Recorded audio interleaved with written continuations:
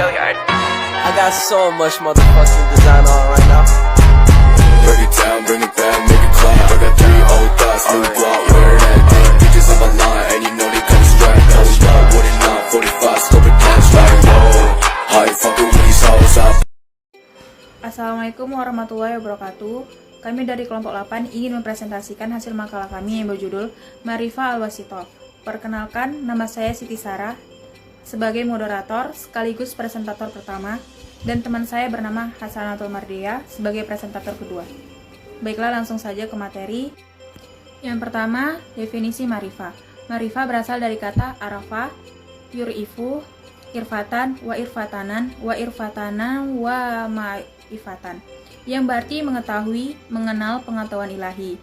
Marifah diartikan sebagai pengetahuan mengenai Tuhan melalui hatusan nubari. Dalam tasawuf, upaya penghayatan marifah kepada Allah Subhanahu wa Ta'ala atau marifah Allah menjadi tujuan utama dan sekaligus menjadi inti ajaran tasawuf. Marifah Al-Wasithah. Marifah Al-Wasithah.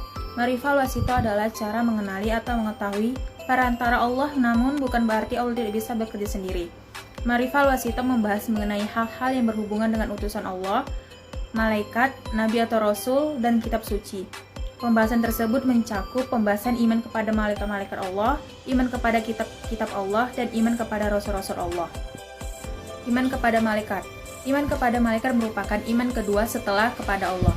Yang dimaksud dengan iman kepada malaikat ialah mempercayai bahwa Allah itu mempunyai suatu makhluk bernama malaikat, yang selalu taat kepadanya dan mengerjakan dengan sebaik-baiknya tugas yang diberikan Allah kepada mereka. Malaikat termasuk makhluk Tuhan yang gaib. Hal yang gaib ialah segala yang tidak dapat ditangkap oleh panca indera. Kata gaib itu sendiri artinya ialah hilang, lenyap, dan tidak ada. Jadi barang gaib ialah sesuatu yang hilang atau lenyap alam jangkau panca indera. Malaikat adalah makhluk halus, makhluk gaib, karena itu bersifat abstrak dan imaterial. Selanjutnya, karena kegaibannya ini, maka persoalan yang menyangkut malaikat tidak dapat diketahui oleh manusia dengan akal kemanusiaannya, dan hanya dapat diketahui dengan jalan pengkabaran yang diterima dari Allah sebagaimana yang disebutkan dalam Al-Quran dan hadis Rasulullah yang kuat. Menurut sebuah hadis yang diriwayatkan oleh Aisyah radhiyallahu anhu, malaikat diciptakan Tuhan dari nur atau cahaya, sedangkan jin dari nar atau api. Selain itu, malaikat juga digambarkan sebagai makhluk yang selalu tunduk kepada Allah Subhanahu wa Ta'ala, tidak pernah ingkar kepadanya, juga ia tidak makan dan minum ataupun tidur. Juga mereka bukan berjenis laki-laki dan juga bukan berjenis kelamin perempuan. Jumlah malaikat sangat banyak sehingga tidak dapat menghitung kecuali Allah Subhanahu wa Ta'ala. Namun, yang diwajibkan diketahui dan tercatat dalam Al-Quran maupun hadis sebanyak 10. Nama-nama malaikat itu adalah sebagai berikut. Yang pertama yaitu malaikat Jibril yang bertugas sebagai utusan untuk menyampaikan wahyu Tuhan kepada nabi-nabi atau rasul-rasulnya. Yang kedua, malaikat Mikail yang bertugas untuk membagikan rezeki. Yang ketiga, malaikat Israfil yang bertugas meniup serunai sangkakala atau trompet dalam 3 peristiwa, yaitu pada saat terjadinya hari kiamat, pada saat kebangkitan manusia dari kubur, dan pada waktu manusia dipanggil untuk diadili oleh Tuhan. Yang keempat, malaikat Israel yang bertugas mencabut nyawa manusia dan makhluk lainnya pada saat telah tiba. Yang kelima, keenam yaitu malaikat Mungkar Nakir yang bertugas menanyai mayat dalam kubur. Yang ketujuh, malaikat Raqib yang bertugas untuk mencatat amal baik manusia. Yang ke-8, malaikat Atid yang bertugas untuk mencatat amal buruk manusia di dunia. Yang ke-9, malaikat Ridwan yang bertugas untuk menjaga pintu surga. Yang ke-10, malaikat Malik yang bertugas untuk menjaga pintu neraka. Selanjutnya akan dilanjutkan oleh presentator kedua yaitu Hasanatul Mardiah. Iman kepada kitab Allah. Iman kepada kitab-kitab Allah adalah mempercayai dan meyakini dengan sepenuh hati bahwa Allah menurunkan wahyu kepada Rasulnya agar menjadi pedoman hidup bagi umatnya. Iman kepada kitab Allah merupakan rukun iman yang ketiga. Orang yang tidak mengimani kitab-kitab Allah tidak dapat dikatakan sebagai orang yang beriman. Bahkan dikatakan bisa murtad. Macam-macam kitab Allah. Taurat adalah kitab yang diturunkan kepada Nabi Musa alaihissalam sebagai pedoman kitab kaum Bani Israfil. Zabur adalah kitab yang diturunkan kepada Nabi Daud alaihissalam untuk dijadikan pedoman bagi kaumnya. Injil adalah kitab yang diturunkan kepada Nabi Isa, dan Injil sebagai pembenar apa yang ada di dalam Taurat serta menyempurnakan yang ada di dalamnya. Al-Quran adalah kitab yang diturunkan kepada Nabi terakhir sebagai petunjuk hidup umatnya. Berbeda dengan kitab-kitab sebelumnya, hanya terbatas untuk suatu kaum. Al-Quran tidak hanya diturunkan untuk bahasa Arab, melainkan seluruh. Selanjutnya, cara beriman kepada kitab Allah.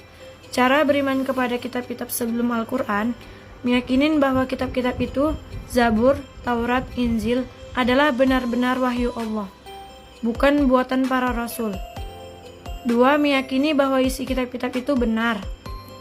Cara beriman kepada Al-Quran, meyakini bahwa Al-Quran itu benar-benar wahyu Allah, bukan karangan Nabi Muhammad SAW.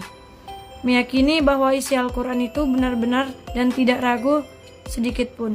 Mempelajari, memahami, dan menghayati isi Al-Quran, mengamalkan ajaran-ajaran Al-Quran dalam kehidupan sehari-hari. Iman kepada Rasul. Iman kepada Rasul Allah termasuk rukun iman yang keempat dari 6 rukun yang wajib diimani oleh umat Islam.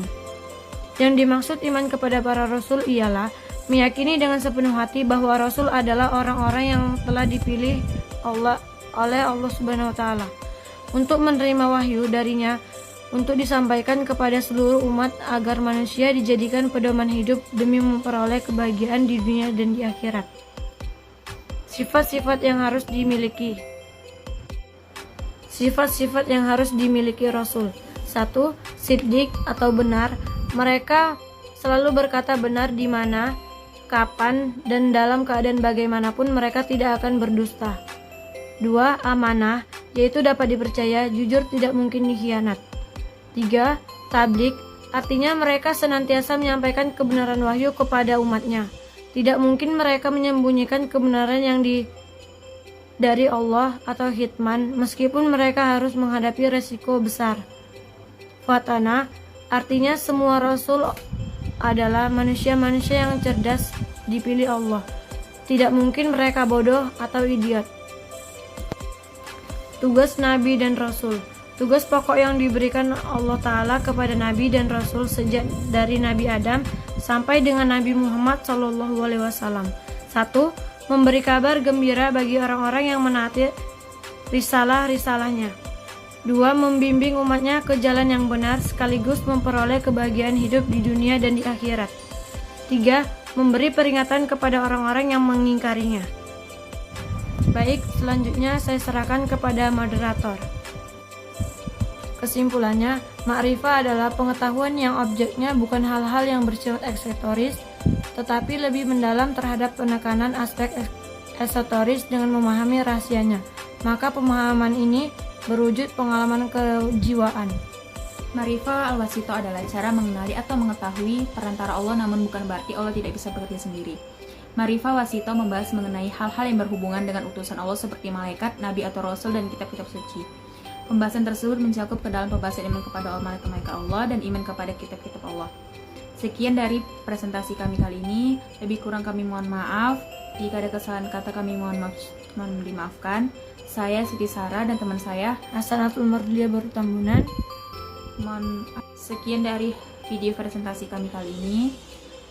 Assalamualaikum warahmatullahi wabarakatuh. Bring it down, bring it back, make it clap. I got 3 old thoughts, new guap.